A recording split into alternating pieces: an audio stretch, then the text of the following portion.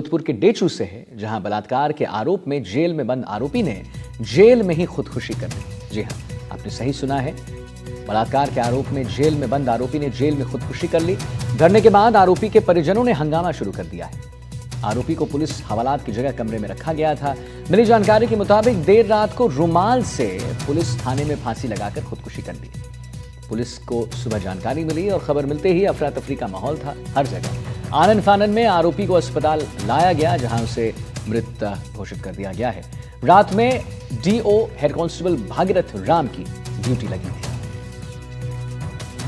तो बड़ी खबर अभी आ रही है, जहां पर जोधपुर के डेचू में बलात्कार के आरोप में जेल में बंद आरोपी ने जेल में ही खुदकुशी कर ली। कैसे खुदकुशी की? रुमाल से। धरने के बाद आरोपी के परिजनों ने हंगामा शुरू कर दिया है। वहीं आरोपी को पुलिस ने हवालात की जगह कमरे में रखा था। मेरी जानकारी के मुताबिक देर रात को रुमाल से पुलिस थाने में फांसी लगाकर खुदकुशी कर दी गई है। पुलिस को सुबह जानकारी मिली और खबर मिलते ही अफरा तफरी का माहौल था। आनन फानन में आरोपी को अस्पताल लाया गया, जहां उसे मृत घोषित कर दिया गया है। रात में DO head constable Bhagirath Ram जो हैं वो ड्यूटी पर थे। अब सवाल उठता है कि आखिर उसने रुमाल कैसे लगाई? क्या 5-10 रुमाल एक साथ लगाए, जिसकी वजह से फिर उसको एक फंदा की तरह उसने बनाया और उसके बाद उसने फांसी लगाकर आत्महत्या कर ली? क्या है ये पूरा मामला? लेकिन अभी जो हमारे पास जानकारी है वो यही है कि जोधपुर के डेचू में बलात्कार के आरोप में एक आरोपी जो है वो जेल में बंद था और जेल में वो खुदकुशी कर ली। हालांकि ये भी बोला जा रहा है परिजनों की तरफ से कि आरोपी को पुलिस हवालात की जगह कमरे में बंद रखा गया था, हवालात में उसे बंद नहीं रखा गया था। और देर रात को रुमाल से पुलिस थाने में फांसी लगाकर इस आदमी ने खुदकुशी कर ली। पुलिस को सुबह जानकारी मिली। खबर मिलते ही अफरा तफरी का एक माहौल जो था वो उत्पन्न हो गया। आनन फानन में आरोपी को अस्पताल लाया गया, जहां उसे मृत घोषित कर दिया गया है। रात में ड्यूटी जो थी वो हेड कांस्टेबल भागीरथ राम जी की ड्यूटी थी।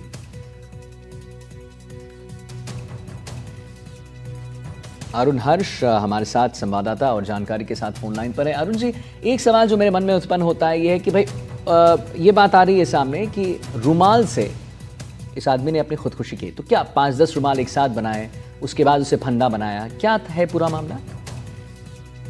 ग्रामीण क्षेत्रों में रुमाल उस चीज को बोलते हैं जो छोटा सा गमछा होता है, जो एक लाल रंग का गले में डालकर रखते हैं, उसको रुमाल बोलते हैं। तो इस कारण से ये थोड़ा कंफ्यूजन हो रहा है कि रुमाल से फांसी कैसे लगेगी। लेकिन सबसे बड़ी बात ये है कि पुलिस कस्टडी में अगर एक युवक आत्महत्या कर लेता, रात को पहरे पर जो ड्यूटी पे तैनात होते हैं उनको पता नहीं चलता है। ये सबसे बड़े जो है अफसोस की बात है।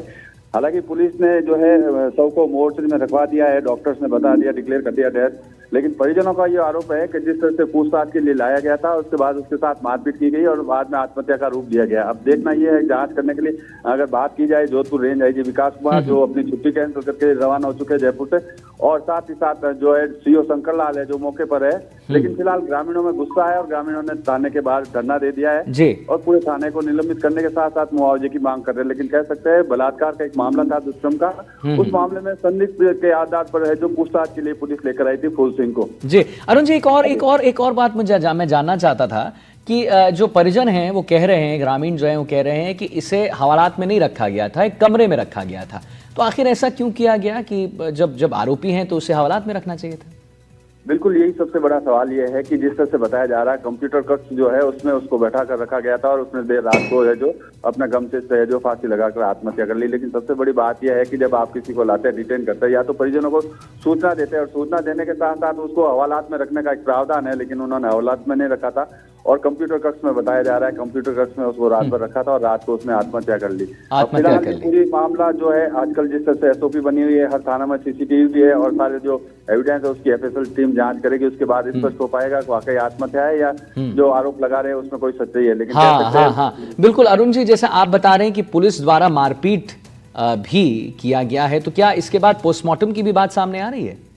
अभी चूंकि परिजन पोस्टमार्टम करवाने के लिए तैयार नहीं है और वो धरना देकर बैठे हैं, जब तक वो दोषी पुलिसकर्मियों के खिलाफ कार्रवाई नहीं होती है, जब तक वो पोस्टमार्टम के लिए जो है एग्री नहीं हो रहे। लेकिन कह सकते हैं कि मामले की गंभीरता को देखते हुए रेंज आईजी विकास कुमार खुद मौके पर पहुंच रहे हैं, क्योंकि सबसे बड़ी बात यह है कि जिले के जो पलोदी नया जिला घोषित किया, वहाँ के एसपी जो है वीआईपी ड्यूटी में सिरोही है, इसलिए वहाँ पर उच्च अधिकारी कोई नहीं है जो निर्णय ले सके। लेकिन कह सकते हैं कि अब आईजी है जो खुद वहाँ मौके के लिए रवाना हो चुके हैं।